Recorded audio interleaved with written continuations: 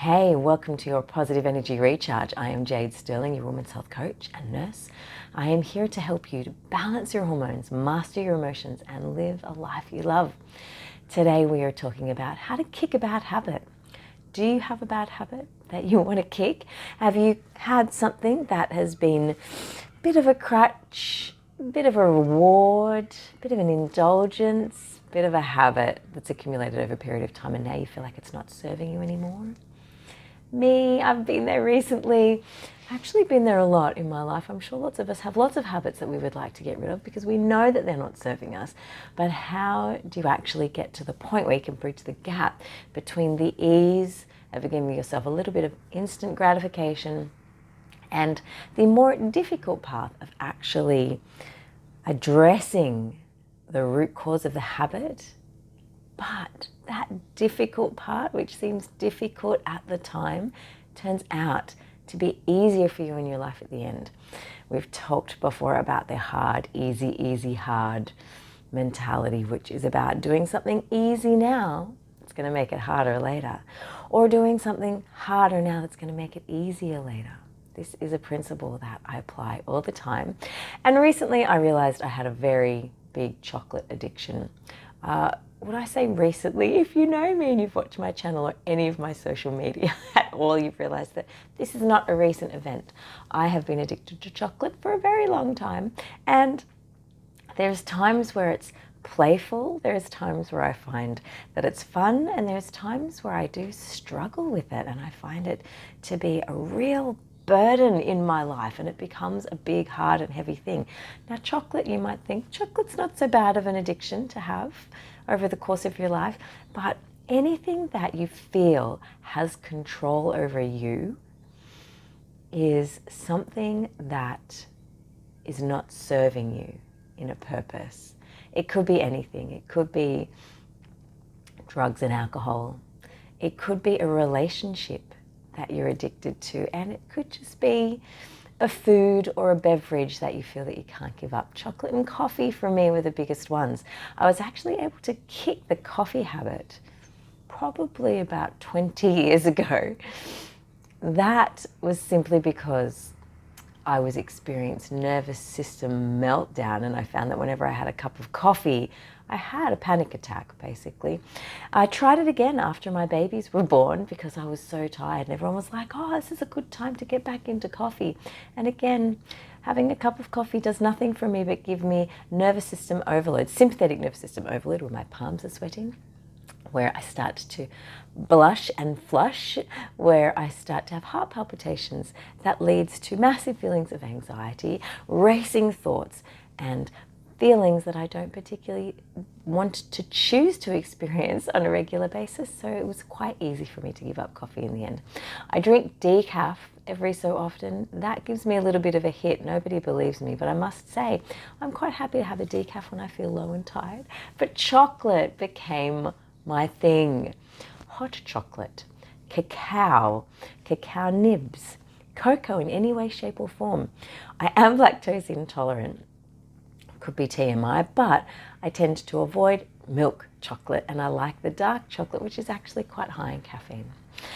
And so while I often say, I gave up caffeine a long time ago, it's actually not true because I've been living on chocolate. I gave up coffee and tea a long time ago, but chocolate's been keeping me going. But it was something that was comfort. It was something that was a reward. It has been something that I realized though recently, when there wasn't any chocolate in the house, the distress that I felt.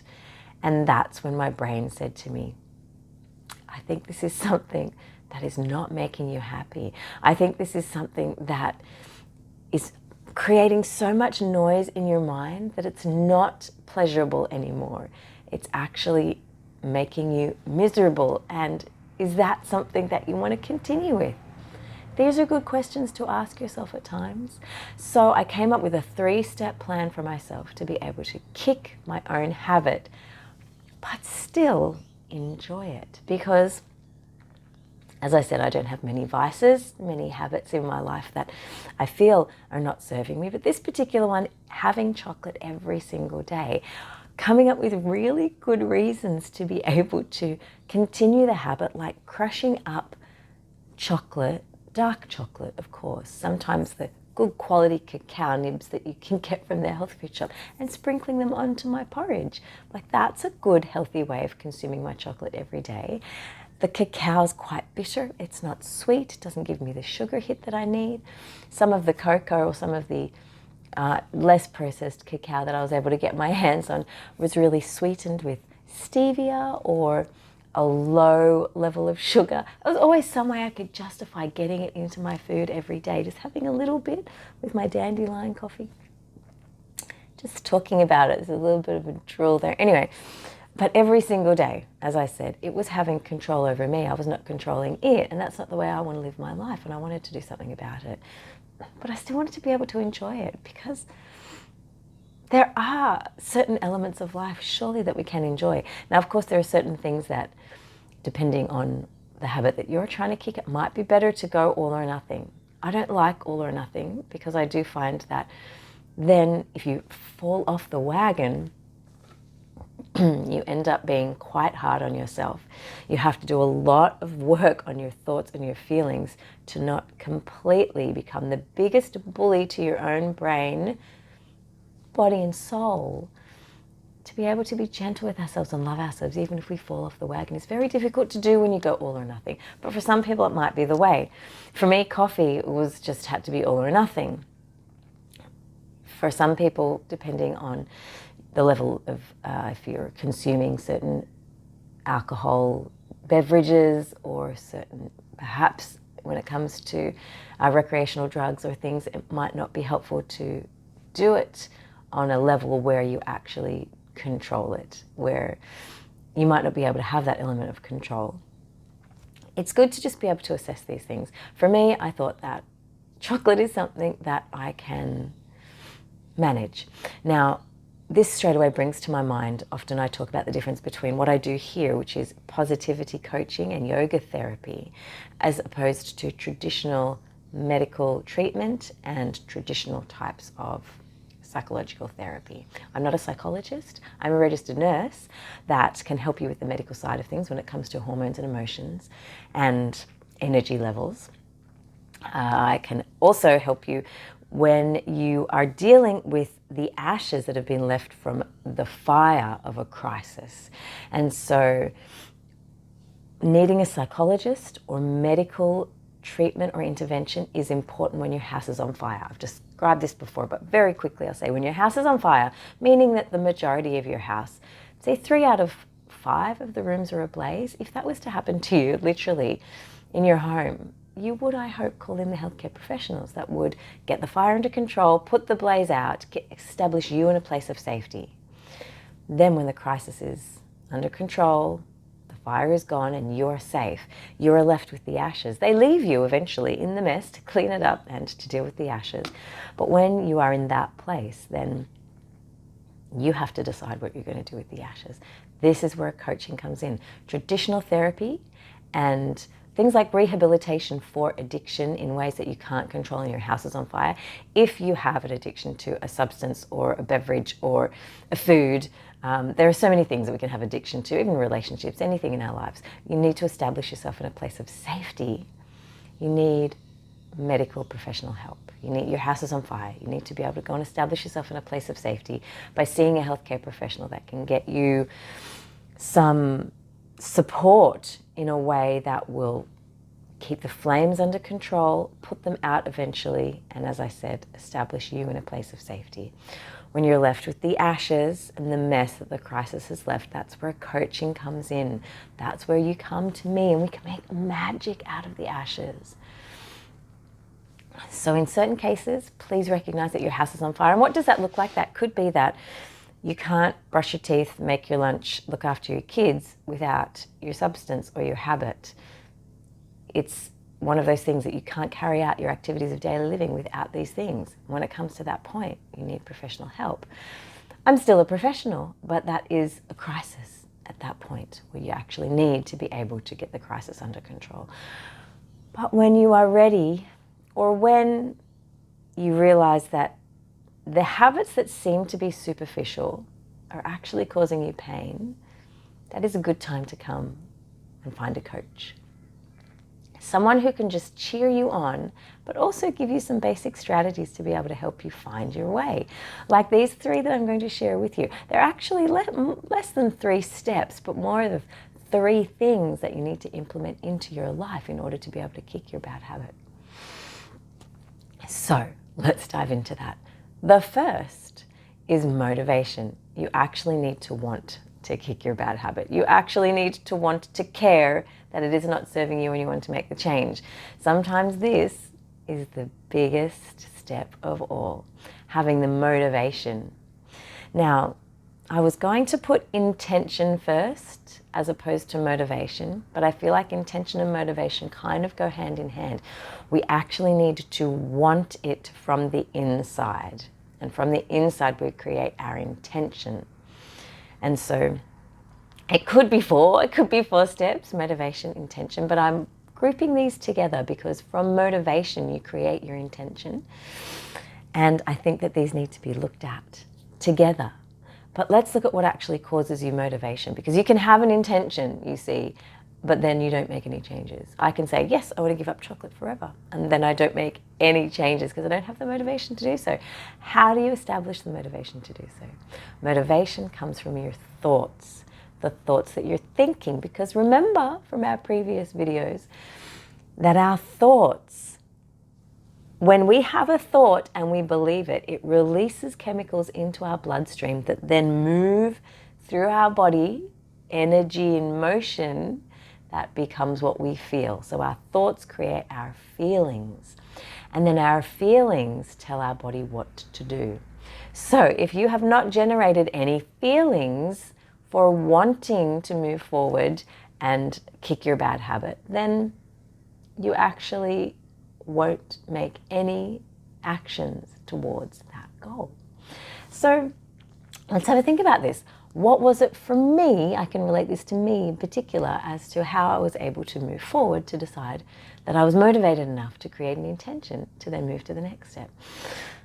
So for me, I realized that the thought that I was having whenever I was having my piece of chocolate or my cup of cocoa or even my decaf, but the chocolate particularly is cocoa and is cacao that part of caffeine that I'm trying to kick.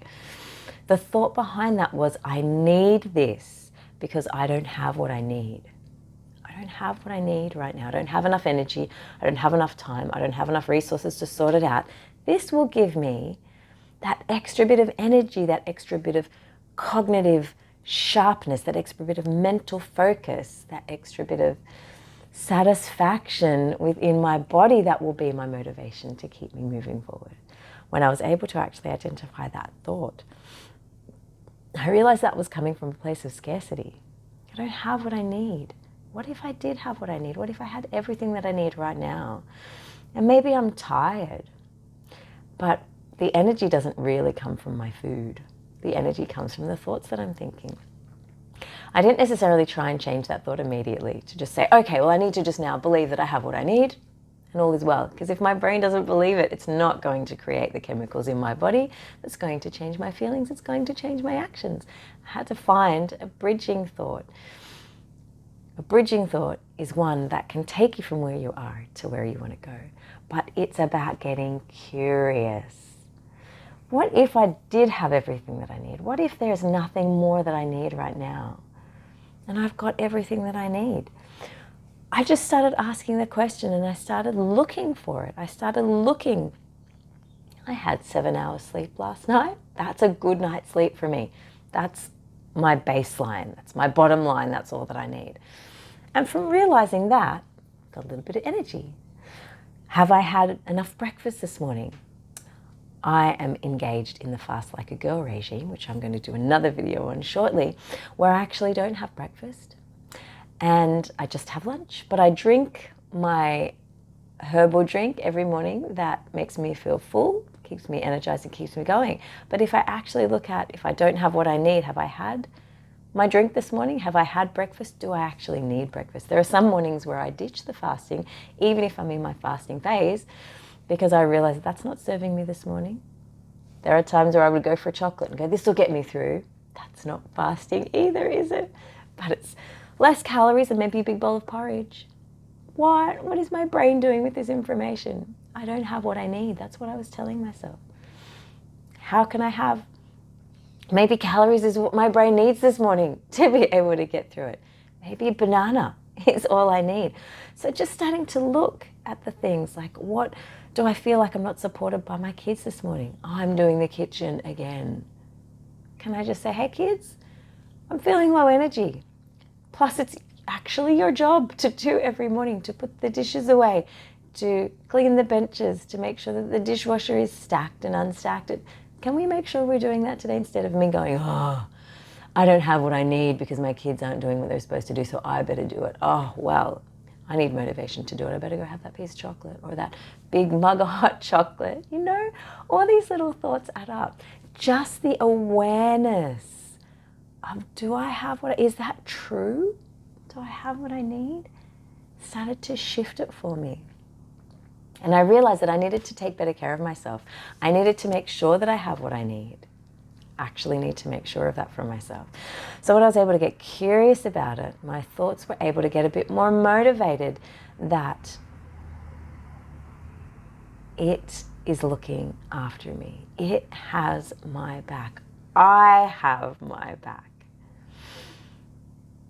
But why was that motivating to not have the chocolate? Because when I said, well, just for this morning, I can have it after 12, then I realized that I didn't feel the same sick, tired feeling, and I didn't feel like I needed more.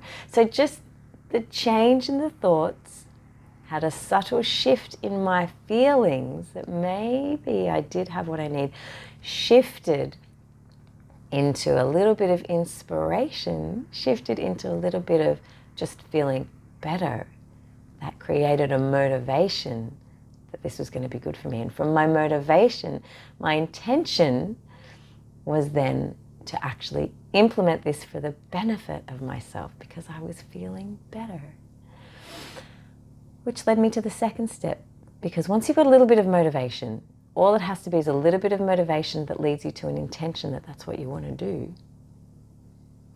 Then the second step, I'm pausing for dramatic effect, is discipline. Blah. I just did a post on this the other day. Discipline, blah. Who wants discipline? To discipline, the word, it just sounds hard and heavy, and like it's willpower is another word that comes to mind when I think of discipline and having to actually put things in place and be restrictive and be rigid. And no, that's not what it has to be about at all. I actually like to replace the word discipline with devotion. Discipline is just devotion to yourself. And I'm sorry, but you do need discipline to kick a bad habit. So if the word discipline is not helpful for you, it might be helpful. You might think the word discipline and you might feel motivated. It might make you feel like, yes, I'm powerful, I'm strong, and it might create a sense of motivation and willpower for you in your life. For me, it was heavy, hard, and horrid.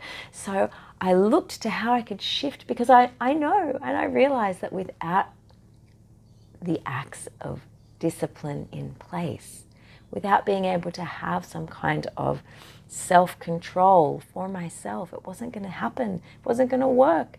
It wasn't going to be successful.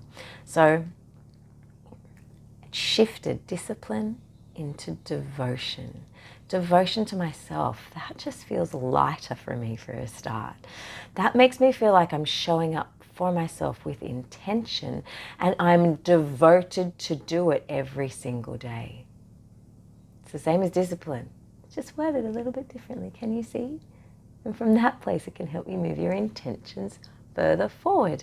We're not going to dive into the intention part today. I've done that in previous videos, and I'll be doing that in another one, but that's just something that I want you to entertain, where you're going with your intention for that. But once we've got motivation and we've realized that discipline is just devotion to ourselves, to show up for ourselves, to do it out of not trying to restrict or trying to punish, not punishment, but nourishment for ourselves, and discipline is required.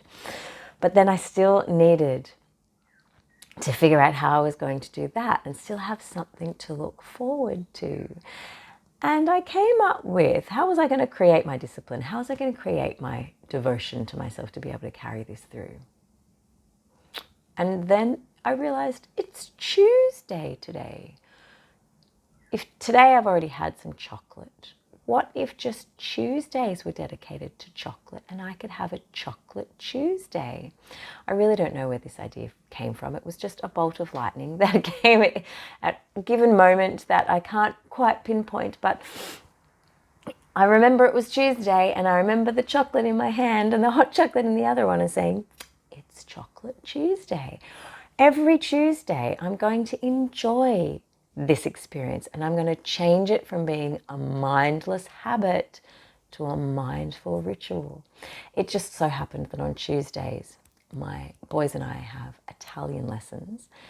We were, at this moment in time, they're on pause because our teacher has gone to Italy, where she comes from, but we were doing Italian lessons on a Tuesday and she would come over and I would get really excited to put out a little platter for us to eat that had some nuts and some fruit and some chocolate and some tea. And this was a really lovely, it was like a ceremony that we were having prior to our Italian lesson.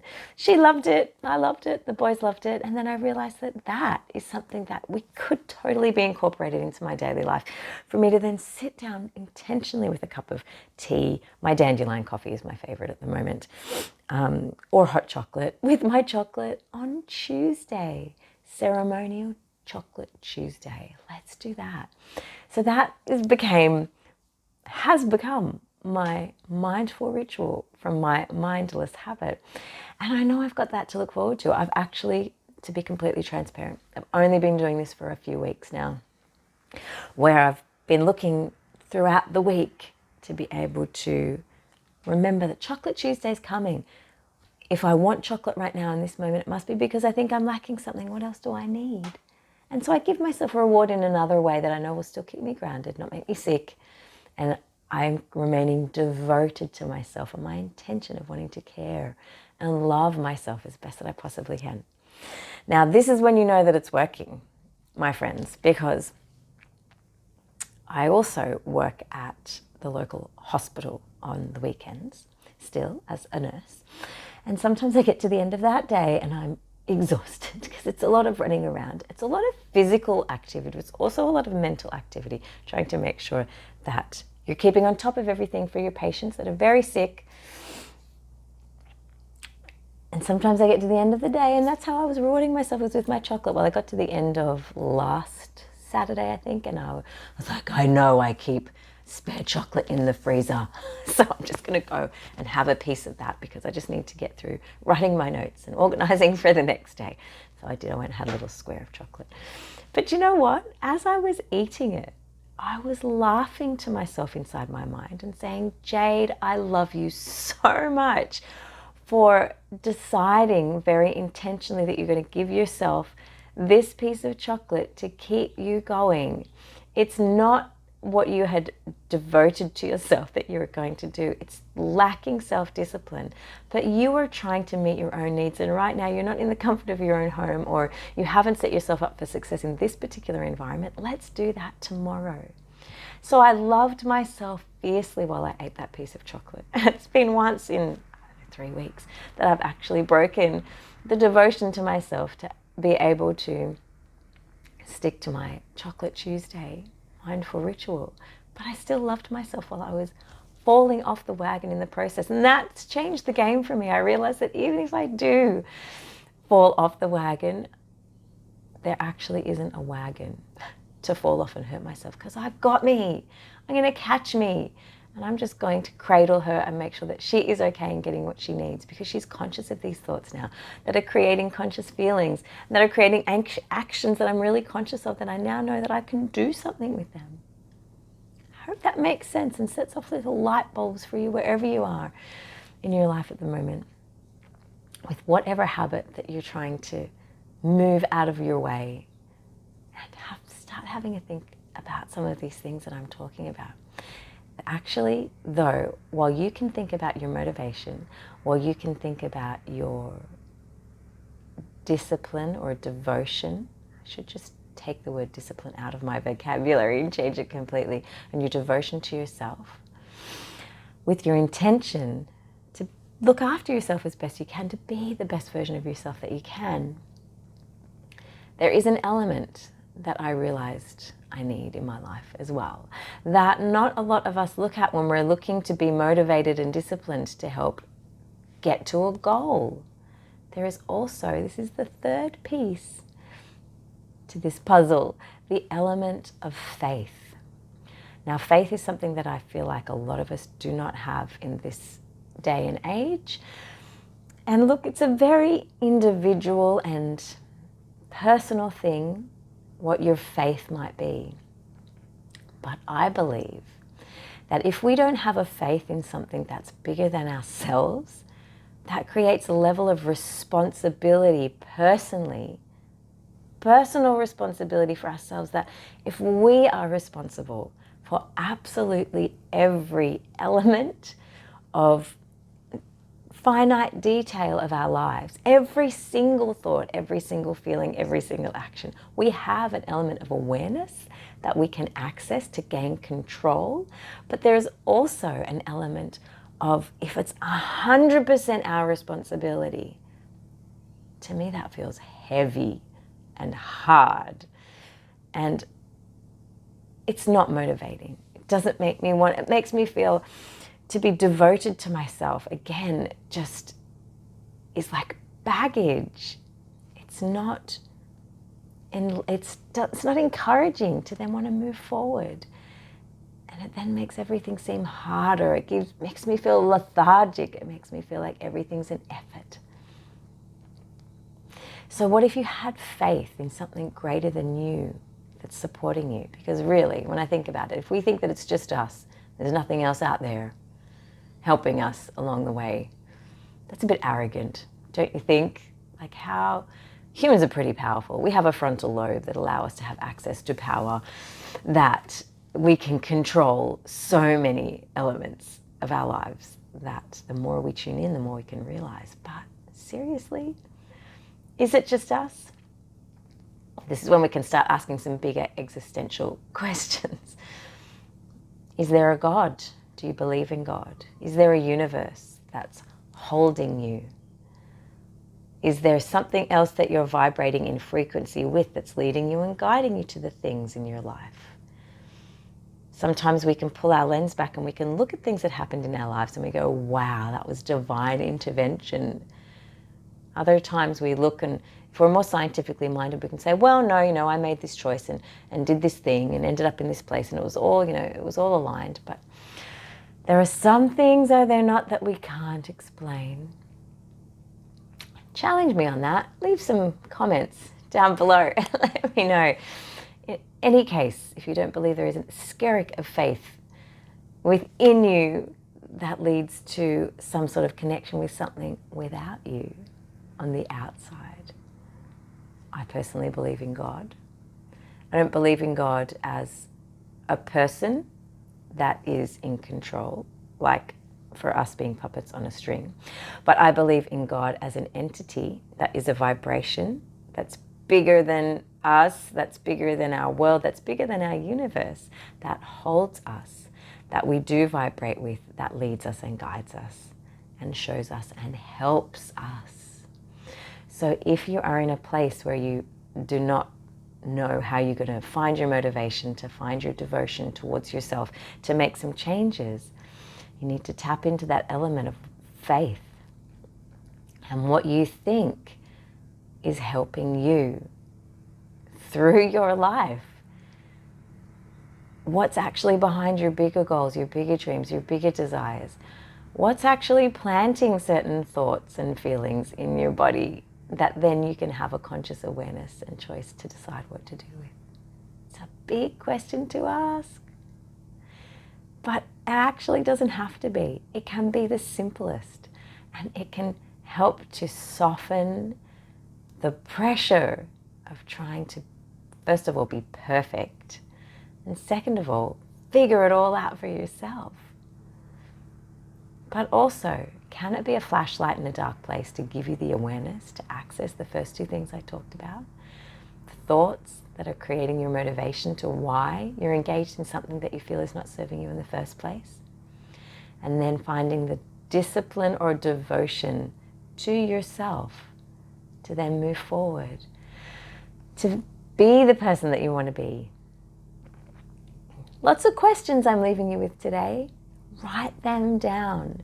Research has shown that if you write the thoughts down that are in your brain, it actually helps to create a bridge from you deciding and discovering where you are to deciding where you want to be.